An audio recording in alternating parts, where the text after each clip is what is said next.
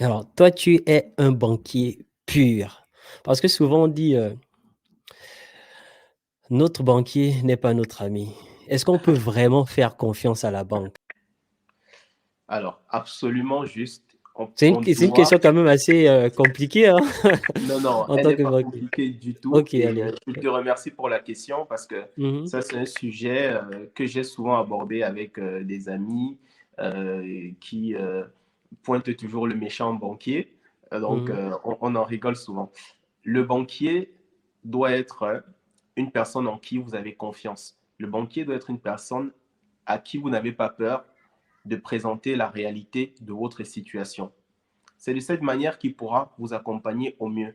Si vous arrivez face à votre banquier et que vous voulez lui cacher certains aspects de sa vie, je le disais tout à l'heure pour les entreprises, si je veux accompagner au mieux mon client particulier, je dois connaître ses projets, je dois connaître sa situation actuelle telle qu'elle est. S'il essaye de me cacher certaines choses, je vais lui proposer une solution en ne sachant pas que, en réalité, ce qu'il m'a dit, ce n'est pas la réalité de sa situation. Je n'ai pas mesuré la gravité de la situation. Donc, je vais lui proposer une solution qui va être euh, en réalité pas adéquate à cet instant précis. Donc, le Mhm. banquier, il faut lui faire confiance. Malheureusement, beaucoup de gens se sont mis en tête, et je sais que ça c'est une idée reçue, que le banquier est là pour l'intérêt de la banque.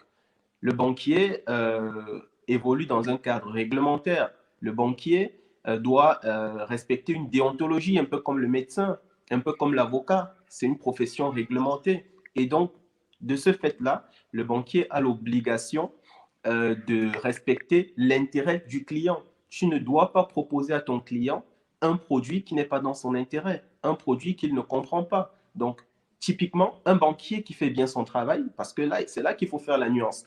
Un banquier qui fait bien son travail saura que l'intérêt du client prime sur ses objectifs commerciaux. Donc, je ne vais pas te vendre une assurance vie alors que tu n'y comprends rien et alors que tu n'en as pas forcément besoin, tu es déjà dans des difficultés financières et là, je te fais faire un effort d'épargne alors que tu ne peux pas. Donc, pour moi, le banquier, ça doit être un partenaire. Le banquier, ça doit être quelqu'un avec qui vous pouvez librement parler de ce qui se passe et de ce que vous envisagez de faire. Ok. Alors, j'ai encore une autre question par rapport au banquier. Oui. Euh, sur mes plateformes, je fais beaucoup de budget. J'aide les gens à constituer leur budget. Mais pourquoi la banque ne propose pas ce genre de service-là? Parce que j'ai Alors, remarqué que la majorité des gens qui viennent vers moi, ce sont des gens qui ont des problèmes vraiment de gestion de leur argent. Et j'ai l'impression que la banque vraiment ne joue pas ce rôle-là. Et pourquoi? En tant que banquier, quoi.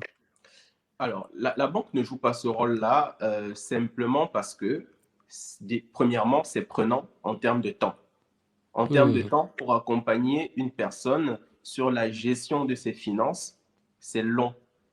Ça demande de prendre du temps, d'éplucher ses dépenses, de regarder qu'est-ce qui peut être superflu. Bref, il faut y passer du temps, comprendre les habitudes de la personne pour derrière pouvoir lui apporter un conseil. Parce que, comme j'ai dit plus tôt, et je vais me répéter peut-être plusieurs fois pendant cet entretien, pour pouvoir apporter un conseil, il faut déjà avoir bien identifié le problème. On peut apporter un conseil comme ça hein, en ayant échangé deux phrases, mais si on n'a pas vraiment pu cerner à quel niveau ça pêche, on ne pourra pas apporter la vraie solution. Donc, premièrement, il y a une question de temps. Un banquier, un conseiller particulier, on verra qu'ils ont des portefeuilles assez énormes. Ils ont facile 1000 clients en portefeuille.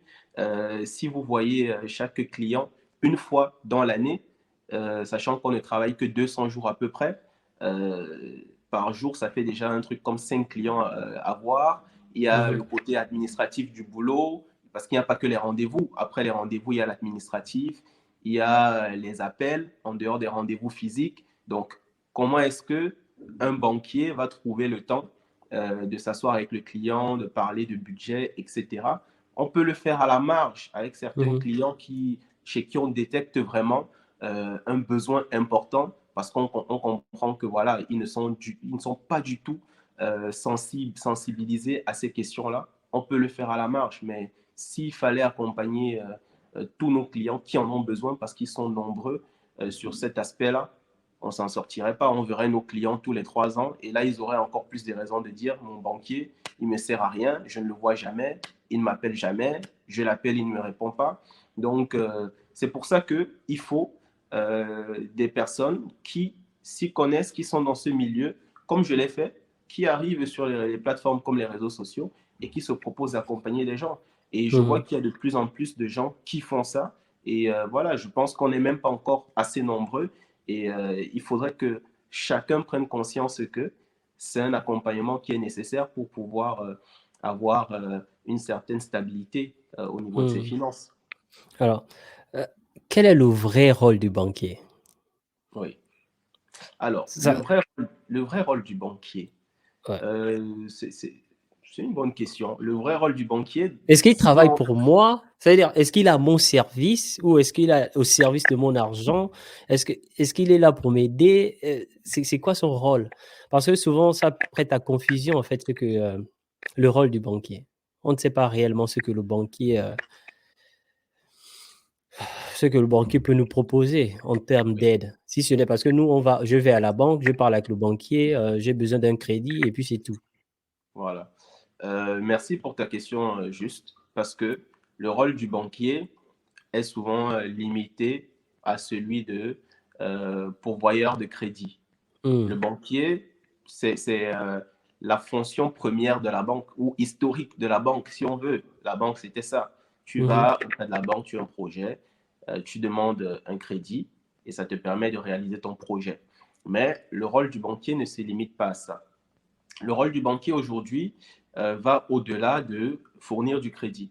Le banquier aujourd'hui doit accompagner son client sur ses projets de vie, sur ses projets à moyen, à long terme. Et ces projets de vie ne vont pas forcément nécessiter que le banquier mette de l'argent sur la table. Parfois, Mmh. c'est le client qui a de l'argent et qui se demande, OK, cet argent, comment est-ce que je peux le rentabiliser?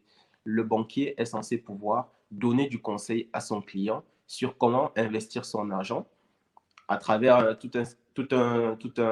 un panel de solutions que les banques proposent. Il y en a plusieurs. Et on accompagne nos clients de ce point de vue-là, sachant que le banquier apporte un conseil, comme tu as dit tout à l'heure. Le banquier peut simplement être conseiller.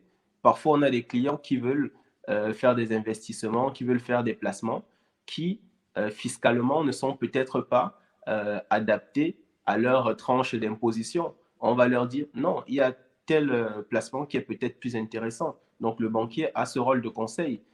Et quand je dis conseil, c'est pas parce que je conseille à mon client que je lui dis de ne pas faire ce qu'il avait prévu. Mais je suis là pour jouer un rôle de garde-fou, lui dire, OK, vous voulez faire ça, je pense que vous avez peut-être plus intérêt à faire ça parce que ça me paraît plus adapté à votre situation et à vos projets. Donc, à côté du côté pourvoyeur de crédit, le banquier a un vrai rôle de conseil. Et j'ai mentionné tout à l'heure le fait que on ne travaille pas seul. Généralement, quand vous voyez votre conseiller à la banque, ce dernier, s'il ne connaît pas vos projets, sera votre seul interlocuteur. Vous allez vous voir, vous allez parler des opérations courantes du compte. J'ai eu tel prélèvement, j'ai eu tel frais, c'est fini, c'est lui votre interlocuteur. Mais si vous commencez à lui parler de vrais projets, investissement dans l'immobilier, investissements patrimoniaux, placement sur les marchés actions, vous allez voir qu'il ne travaille pas seul. Il va faire intervenir d'autres interlocuteurs qui sont des spécialistes sur les questions de placement, sur les questions d'immobilier, sur les questions de fiscalité.